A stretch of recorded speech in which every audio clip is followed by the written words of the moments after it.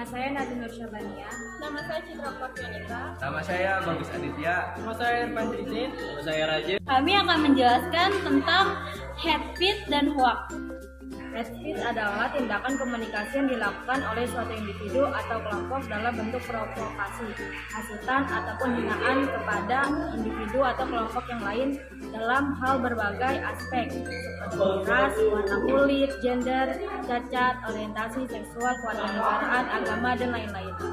Hoax yaitu informasi yang dibuat kuat atau direkayasa untuk menutupi informasi yang sebenarnya. Dengan kata lain, hoax diartikan sebagai upaya pemutarbalikan fakta menggunakan informasi yang seolah-olah meyakinkan tetapi tidak dapat diverifikasi kebenarannya atau dibuat. Hate speech itu dicontohkan seperti ujaran kebencian. Perilakunya itu yang sering terjadi di sosmed, menyindir, berkomentar jahat, ataupun berkata-kata yang tidak baik kepada orang lain. Itu disebut dengan hate speech. Sedangkan hoax adalah menyebarkan berita-berita yang tidak fakta atau tidak valid di medsos. Dan itu sangat tindakan yang tidak baik dicontoh di saat ini. Apa saja sih yang termasuk di sini? Yang termasuk di sini itu ada penghinaan, pencemaran nama baik, penistaan, perbuatan tidak menyenangkan, memprovokasi, menghasut, dan menyebarkan berita bohong. Selanjutnya, cara mengidentifikasi hoax yaitu berita yang didapatkan menimbulkan kecemasan, kebencian, atau pembunuhan antar satu sama lain. Tidak adanya sumber berita yang jelas dan dapat dipertanggungjawabkan atau klarifikasi, informasi bersifat menyerang berat sebelah dan negatif. Upaya pencegah terjadinya ujaran kebencian dan hoaks adalah dengan memberikan penyuluhan ataupun sosialisasi kepada masyarakat luas mengenai informasi dampak media elektronik jika tidak digunakan dengan bijak, etika menggunakan media sosial dengan memberikan pengetahuan hukum mengenai UU ITE. Solusi dari hate speech: introspeksi. Jika merasa ada orang lain yang membicarakan sesuatu tentang diri kita, cobalah kita untuk mendengarkan pendapatnya. Kemudian kita bisa berbicara pada diri kita sendiri.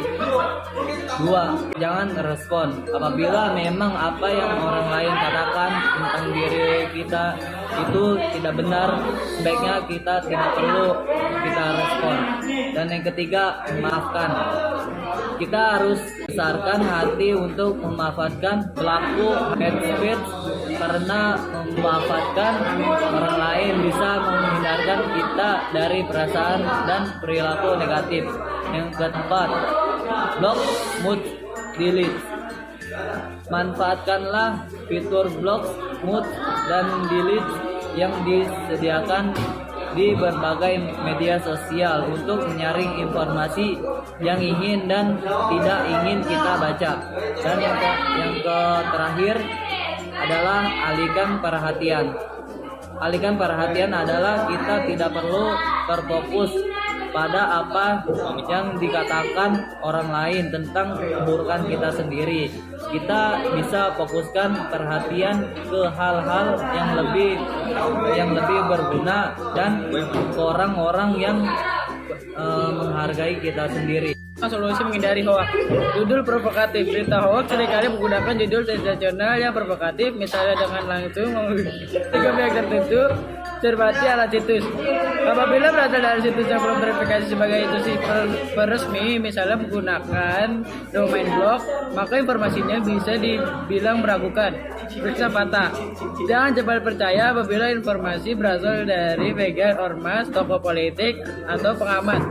Cek keaslian foto. Di era teknologi digital saat ini, bukan hanya konten berupa teks yang bisa dimanipulasi, melainkan juga konten lain berupa foto atau video. Ikut serta grup diskusi anti hoax. Di grup-grup diskusi ini, netizen bisa ikut bertanya apakah suatu informasi merupakan hoax atau bukan, sekaligus melihat klarifikasi yang sudah diberikan oleh orang lain. Sekian dari presentasi kelompok kami. Assalamualaikum.